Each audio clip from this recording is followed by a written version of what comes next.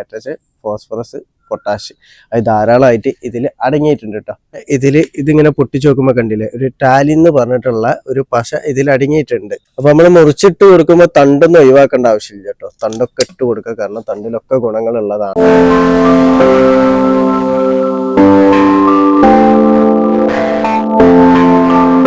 Hi, നമസ്കാരം. ഫാസിലാണ്. എൻ്റെ പുതിയ വീഡിയോയിലേക്ക് എല്ലാവർക്കും സ്വാഗതം. ഞാനിന്ന് പറയാൻ വേണ്ടി പോകുന്നത് ഈ ഉപ്പൂത്തി ഇലയെ കുറിച്ചിട്ടാണ്. കാരണം നമ്മുടെ നാട്ടിൽ ധാരാളമായിട്ട് കാണുന്ന, പറമ്പിലൊക്കെ കാണുന്നതാണ് ഈ ഉപ്പൂത്തി ഇല. അപ്പോൾ ഈ ഉപ്പൂത്തി ഇല കൃഷിയിൽ എത്രത്തോളം ഗുണം ചെയ്യുന്നുണ്ടെന്നും അതിൻ്റെ ഗുണങ്ങളും അത് ഉപയോഗിക്കേണ്ട രീതിയെ കുറിച്ചിട്ടും, അതുപോലെ തന്നെ ഈ ഉപ്പൂത്തി ഇല വെച്ച് ഒരു അടിപൊളി വളം ഉണ്ടാക്കുന്നതുമാണ് ഞാൻ ഇന്നത്തെ എൻ്റെ വീഡിയോയിലൂടെ പറയുന്നത്. അപ്പോൾ എല്ലാവരും വീഡിയോ മുഴുവനായിട്ട് കാണാൻ വേണ്ടി ശ്രമിക്കുക. നമുക്ക് വീഡിയോയിലേക്ക് പോവാം. അപ്പോൾ കൃഷിയിൽ വളരെ പ്രാധാന്യമുള്ള, പച്ചില വളങ്ങളിൽ വളരെ പ്രാധാന്യമുള്ള ഈ ഉപ്പൂത്തി ഇല നമ്മളെ പറമ്പിലൊക്കെ ഉണ്ടാവുന്നതാണ്. നമ്മൾ അതിരുപറമ്പിലൊക്കെ പണ്ട് മുതലേ നട്ടു വളർത്തുന്നതാണ് ഈ ഉപ്പൂത്തി ഇല. അപ്പോൾ പല നാട്ടിലും പല പേരാണ്. വട്ട ഇല എന്ന് പറയും. അതേപോലെ പല നാട്ടിലും പല പേരിലാണ് ഈ ഇല അറിയപ്പെടുന്നത്. അപ്പോൾ ധാരാളമായിട്ട് നമുക്ക് ചെടികൾക്ക് വേണ്ട പ്രധാന മൂലകമായിട്ടുള്ള NPK കണ്ടന്റ്, അയച്ചാൽ നൈട്രജൻ, ഫോസ്ഫറസ്, പൊട്ടാഷ് അത് ധാരാളമായിട്ട് ഇതിൽ അടങ്ങിയിട്ടുണ്ട് കേട്ടോ. ഈ 3 കണ്ടന്റും ധാരാളമായിട്ട് അടങ്ങിയിട്ടുണ്ട്.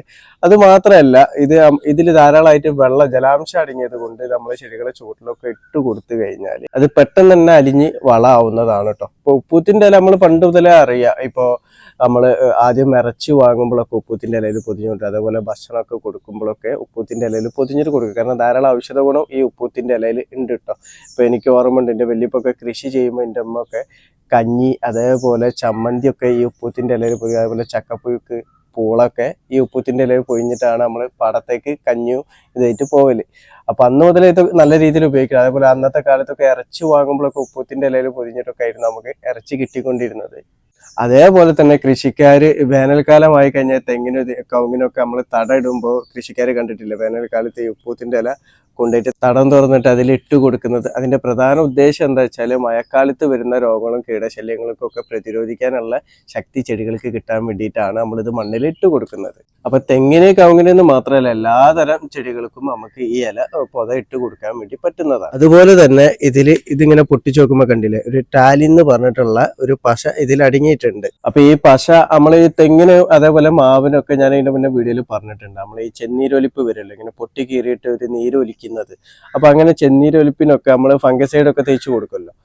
ഇപ്പൊ സാഫ് തേക്ക്, അതേപോലെ ബോഡോമിഷത്തൊക്കെ തേക്കും. അപ്പോൾ ഈ പശ നമുക്ക് ഇതിങ്ങനെ ഒരുതിയിട്ട്, അതേപോലെ ഈ ഇലകൾ ഇങ്ങനെ ചുരുട്ടി കൂട്ടിയിട്ട് നല്ല പിഴിഞ്ഞതിന് ശേഷം അവിടെ ഒരുതി കൊടുത്തു കഴിഞ്ഞാൽ ഫംഗൽ ഇൻഫെക്ഷൻ ഒക്കെ ചെടികൾക്ക് വരുന്നത് ഇല്ലാതാക്കാൻ പറ്റുന്നതാണ് പണ്ട് മുതലുള്ള കർഷകർ പറയുന്നത്. അവരൊക്കെ ഈ ഒരു രീതിയായിരുന്നു ചെയ്തുകൊണ്ടിരുന്നത്. ഇപ്പൊ തെങ്ങിന് കവുങ്ങിനൊക്കെ ഈ ചെന്നീരൊലിപ്പ് വരുന്ന ടൈമിൽ ഇതിട്ട് ഒരുതി കൊടുക്കലാണ് പതിവ്. അതുപോലെ തന്നെ നമ്മൾ ഈ പ്രൂണിങ് ചെയ്യുമല്ലോ, ഈ ചെടികളൊക്കെ ഇപ്പൊ മാവൊക്കെ നമ്മൾ കട്ട് ചെയ്ത് കൊടുത്തു കഴിഞ്ഞാൽ ഇപ്പൊ മഴക്കാലത്തൊക്കെ വെള്ളം ഇറങ്ങി ഫംഗൽ ഇൻഫെക്ഷൻ വരാതിരിക്കാനൊക്കെ നമുക്ക് ബോഡോമിസും സാഫ് തേക്കാറുണ്ട്. ആ സമയത്തും പണ്ടുള്ള കർഷകർ ഈ നീരാണ് തേച്ച് കൊടുക്കുക. അപ്പൊ നീര് തേച്ച് കൊടുത്തു കഴിഞ്ഞാൽ ഒന്ന് വെയിൽ തട്ടിയാൽ തന്നെ അത് ഉണങ്ങി അതിന്റെ മേലെ പറ്റി പിടിച്ച് കിടക്കും. പിന്നെ വെള്ളം ഇറങ്ങി ഫംഗൽ ഇൻഫെക്ഷൻ ഒന്നും വരില്ല. അതുപോലെ തന്നെ ചെടികളിലെ കമ്പുകളൊക്കെ പൊട്ടി തൂങ്ങി കിടക്കല്ലോ. ഇപ്പൊ കായൊക്കെ ഉണ്ടായി കഴിഞ്ഞാൽ, മാവൊക്കെ ഉണ്ടായി കഴിഞ്ഞാൽ ചിലപ്പോൾ കാണാം മാവിന്റെ കമ്പ് അതിന്റെ ബലം താങ്ങാൻ കഴിയാതെ ചെറുങ്ങനെ പൊട്ടി ഇങ്ങനെ തൂങ്ങി കിടക്കും. അങ്ങനത്തെ സമയത്തൊക്കെ ഇത് നല്ല രീതിയിൽ അരച്ചിട്ട്, ചില നല്ല കൈ കൊണ്ട് തന്നെ ഇങ്ങനെ ചുരുട്ടി ഇതാക്കിയാൽ മതി. എന്നിട്ട് അവിടെ നല്ല രീതിയിൽ തേച്ച് കൊടുത്തിട്ട് ഒരു തുണി വെച്ചിട്ട് നമ്മൾ മുറി കെട്ടുന്ന പോലെ കെട്ടി ഇടുന്ന ഒരു രീതിയൊക്കെ നല്ലതാണ്. പണ്ട് മുതലേ കർഷകർ ചെയ്തു വരുന്ന ഒരു രീതിയാണ് കേട്ടോ അത്.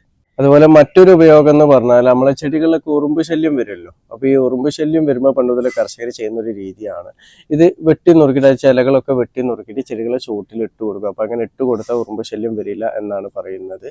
അതുപോലെ തന്നെ നമ്മളെ ഈ കീടശല്യത്തിനൊക്കെ ഇത് നമുക്ക് ഉപയോഗിക്കാൻ പറ്റും. അതെങ്ങനെയാന്ന് വെച്ചാൽ, ഈ ഇലകൾ നമ്മൾ വെട്ടി നുറുക്കിയിട്ട് ഒരു പാത്രം വെള്ളത്തിലിട്ട് നല്ല രീതിയിൽ വെട്ടി തിളപ്പിച്ചതിന് ശേഷം നല്ല തണുപ്പിച്ച് വെക്കുക. അയച്ചാൽ ചൂടാറ്റി വെച്ചതിന് ശേഷം ഇലകളിൽ സ്പ്രേ ചെയ്ത് കൊടുത്താൽ കീടശല്യം കൂടുതലായിട്ട് ചെടികളിൽ വരാതെ പ്രതിരോധിക്കാൻ വേണ്ടിയിട്ട് പറ്റുന്നതാണ്. ഇനി പ്രധാനമായിട്ടും പറയുന്നത്, ഈ ഉപ്പൂത്തിന്റെ ഇല വെച്ചിട്ട് നമുക്ക് അടിപൊളി ഒരു വളം ഉണ്ടാക്കാൻ പറ്റുന്നതാണ്. അപ്പൊ ഈ വളം എങ്ങനെയാണ് നമുക്ക് ഉണ്ടാക്കുക എന്നുള്ളത് നോക്കാം. അപ്പൊ ഈ ഉപ്പൂത്തിന്റെ ഇല വെച്ച് നമ്മൾ വളം ഉണ്ടാക്കാൻ വേണ്ടി നമ്മൾ ആദ്യം ഒരു പാത്രം എടുക്കാം. നമുക്ക് എത്രയാണോ ആവശ്യം എന്നുള്ള അതിനനുസരിച്ചിട്ടുള്ള ഒരു പാത്രം. ഇനി വലിയ റമ്മ് ഉണ്ടെങ്കിൽ വലിയ ഡ്രമ്മിൽ തന്നെ നമുക്കിത് കലക്കി വെക്കാൻ പറ്റുന്നതാണ്. അപ്പൊ ഇത് കലക്കാൻ വേണ്ടി നമുക്ക് കഞ്ഞിവെള്ളം ഉപയോഗിക്കാം, അതുപോലെ പച്ചവെള്ളം ഉപയോഗിക്കാം. അതല്ലാന്നുണ്ടെങ്കിൽ പച്ചച്ചാണകം കലക്കിയ വെള്ളം നമുക്ക് ഉപയോഗിക്കാം. ഇനി ഇത് മൂന്നും മിക്സ് ചെയ്തിട്ട് നമുക്ക് ഉപയോഗിക്കാം. അപ്പൊ വെള്ളം ഉപയോഗിക്കുമ്പോൾ ക്ലോറിൻ അടങ്ങാത്ത വെള്ളം എടുക്കാൻ വേണ്ടി ശ്രദ്ധിക്കുക. അപ്പൊ ഞാനിവിടെ കുറച്ച് പച്ചച്ചാണകം കലക്കിയ വെള്ളവും അതേപോലെ പച്ചവെള്ളമാണ് ഞാൻ മിക്സ് ചെയ്യാൻ വേണ്ടിയിട്ട് ഉദ്ദേശിച്ചത്. അപ്പൊ ഞാൻ ഇതിൽ പച്ചച്ചാണകം കലക്കിയ വെള്ളം ഒഴിച്ചിട്ടുണ്ട്. ഇനി ഇതിലേക്ക് നമുക്കിത് ഇങ്ങനെ മുറിച്ചിട്ട് കൊടുക്കാം. ഇനി മുറിച്ചിടണം എന്നില്ല കേട്ടോ, അച്ചലേക്ക് തണ്ടായിട്ട് തന്നെ എടുക്കാം. ഞാൻ എൻ്റെ ചെറിയ പാത്രം ആയതുകൊണ്ടാണ് ഞാനിത് ഇങ്ങനെ മുറിച്ചിട്ട് കൊടുക്കുന്നത് കേട്ടോ. അപ്പൊ നമ്മൾ മുറിച്ചിട്ട് കൊടുക്കുമ്പോൾ തണ്ടൊന്നും ഒഴിവാക്കേണ്ട ആവശ്യമില്ല കേട്ടോ, തണ്ടൊക്കെ ഇട്ട് കൊടുക്കുക, കാരണം തണ്ടിലൊക്കെ ഗുണങ്ങളുള്ളതാണ്. അപ്പൊ വലിയ ഇലകളൊക്കെ ഇങ്ങനെ കട്ട് ചെയ്തിട്ട് കൊടുക്കുക, കാരണം ചെറിയ പാത്രം ആയതുകൊണ്ടാണ്. ഇപ്പൊ വലിയ ഡ്രമ്മിൽ കലക്കുന്നവരാണെന്നുണ്ടെങ്കിൽ അങ്ങനെ കട്ട് ചെയ്ത് ഇട്ട് കൊടുക്കേണ്ട ആവശ്യമില്ല. അപ്പൊ അച്ചയിലേക്ക് തന്നെ ഈ തണ്ടോടൊക്കെ നമുക്ക് ഇതിലേക്ക് ഇട്ട് കൊടുത്താൽ മതി. ഇങ്ങനെ ഇട്ട് കൊടുത്തിട്ട് ഇതേപോലെ ഒരു വടി കൊണ്ട് ഇങ്ങനെ ആ വെള്ളത്തിലേക്ക് താത്തിയാൽ മതി. ഞാൻ ആദ്യം ഇല ഇട്ടിട്ടും നമുക്ക് ചാണകം കലക്കിയ വെള്ളം അല്ലെങ്കിൽ പച്ചവെള്ളം അതേപോലെ തന്നെ കഞ്ഞിവെള്ളം മേലെ ഒഴിച്ചിട്ടും കൊടുക്കട്ടോ. ആദ്യം തന്നെ ഇത് ഒഴിച്ച് വെക്കണം എന്നൊന്നുമില്ല, ഞാൻ ഇതിൽ ആദ്യം ചാണകം കലക്കി വെച്ചതിനെ കൊണ്ടാണ് അതിൽ വെച്ചത്. അപ്പൊ ഞാൻ ഇലകളൊക്കെ ഇതിൽ ഇട്ടിട്ടുണ്ട്. ഇനി നമ്മൾ ഇതൊന്ന് മൂടുന്ന വരെ നല്ല രീതിയിൽ വെള്ളം ഒഴിച്ചു കൊടുക്കാം. അപ്പൊ ഞാൻ നേരത്തെ പറഞ്ഞല്ലോ, ഇനിയിപ്പോ കഞ്ഞിവെള്ളം ആണെന്നുണ്ടെങ്കിൽ കഞ്ഞിവെള്ളം മുഴുവൻ ഒഴിക്കേണ്ട ആവശ്യമില്ല, കുറച്ച് കഞ്ഞിവെള്ളം എടുത്തിട്ട് ബാക്കി വെള്ളം ഒഴിച്ചു കൊടുത്താൽ മതി. അതേപോലെ ചാണകം കിട്ടുക, ഇത് മൂന്നും കൂടി ഇട്ടാലും കുഴപ്പമില്ല കേട്ടോ. ഒരു അത്യാവശ്യം വെള്ളം ഉണ്ടായാൽ മതി, കാരണം ഈ ഇല ഇങ്ങനെ പൊന്തി വരും. അപ്പൊ ആ പൊന്തി വരുന്നൊന്ന് മൂടാൻ വേണ്ടിയിട്ടാണ്. അപ്പൊ ഈ ഒരു പാത്രത്തിന്റെ ഒരു പകുതിന്റെ മേലെ വരായിട്ട് നമുക്ക് ഇതിൽ വെള്ളം ഒഴിച്ചു കൊടുക്കാം. അപ്പൊ ഇതിൽ അത് മൂടുന്ന വരെ നമ്മൾ വെള്ളം ഒഴിച്ചിട്ടുണ്ട്. ഇനി നമ്മളിത് ചെയ്യേണ്ടതെന്ന് വെച്ചാൽ ഇതൊന്ന് മൂടി വെക്കണം. അപ്പൊ മൂടിയൊക്കെ ഇതുപോലത്തെ തുണി വെച്ചിട്ട് കെട്ടി വെക്കുന്നതാണ് നല്ലത്. കാരണം എന്താ വെച്ചാൽ ഇങ്ങനെ തുറന്നിട്ട് കഴിഞ്ഞാൽ അതിൽ കൊതുകുകളൊക്കെ വന്നിട്ട് മുട്ടയിടാൻ വേണ്ടിയിട്ട് ചാൻസ് കൂടുതലാണ്. അപ്പൊ ഇങ്ങനെ കെട്ടി വെക്കാം. അപ്പൊ കെട്ടി വെച്ചിട്ട് നമ്മൾ ദിവസം ഒരു നേരം ഇത് ഇളക്കി കൊടുക്കട്ടോ. അത് ഏതൊരു സമയത്ത്, രാവിലെ ആണെങ്കിൽ രാവിലെ, അല്ല വൈകുന്നേരം നമ്മളിത് ഇളക്കി കൊടുക്കും. അങ്ങനെ ഒരു 3 ദിവസം കഴിഞ്ഞ് 4ാമത്തെ ദിവസം മുതൽ നമുക്കിത് ഉപയോഗിക്കാൻ പറ്റുന്നതാണ്. അപ്പൊ ഇത് ഉപയോഗിക്കേണ്ട ഒരു രീതി എങ്ങനെയാന്ന് വെച്ചാൽ, ഇത് നമ്മൾ 1 ലിറ്റർ വെച്ചാൽ 1 കപ്പ്, നമ്മൾ 1 ലിറ്ററോ 1 കപ്പോ നമ്മൾ 1 കപ്പ് എടുത്തു കഴിഞ്ഞാൽ അതിലേക്ക് 1 കപ്പും കൂടി വെള്ളം മിക്സ് ചെയ്തിട്ട് നമ്മൾ ചെടികളെ ചുവട്ടിൽ ഇത് ഒഴിച്ചു കൊടുക്കാം.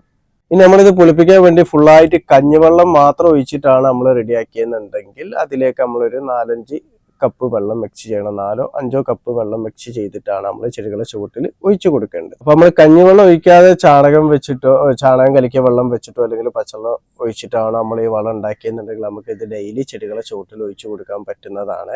ഇനി കഞ്ഞിവെള്ളം മാത്രം ഒഴിച്ചിട്ടാണ് നമ്മൾ ഈ വളം ഉണ്ടാക്കിയെന്നുണ്ടെങ്കിൽ നമുക്കൊരു ആഴ്ചയിൽ 2 തവണ ആയിട്ടൊക്കെ നമ്മൾ ചെടികളെ ചുവട്ടിൽ ഇത് ഒഴിച്ചു കൊടുത്താൽ മതി. അതുപോലെ തന്നെ ഈ വളം നമുക്ക് ഉപയോഗിച്ചു കൊണ്ടിരിക്കുമ്പോൾ തന്നെ നമുക്ക് വീണ്ടും ഇതിലേക്ക് ഉപ്പൂത്തിന്റെ ഇല ഇട്ട് കൊടുക്കുക, അതുപോലെ പച്ചച്ചാണകം കലക്കി ഒഴിച്ചു കൊടുക്കുക, വെള്ളമൊക്കെ ഒഴിച്ചു കൊടുത്തിട്ട് വീണ്ടും ഇത് ഉപയോഗിച്ചും കൊണ്ട് തന്നെ നമുക്ക് മുന്നോട്ട് പോകാൻ പറ്റുന്നതാണ്. അങ്ങനെ ഇത് നമ്മളൊരു മാസമൊക്കെ ഇത് ഉപയോഗിച്ചുകൊണ്ടിരിക്കുമ്പോൾ ലാസ്റ്റ് ഇതിൽ നമ്മൾ ആദ്യം മുതൽ ഇട്ട് കൊടുത്ത ഇലകൾ അടിയിൽ ചണ്ടിയായിട്ട് അലിഞ്ഞ് നല്ല ചണ്ടിയായിട്ട് കിടക്കും.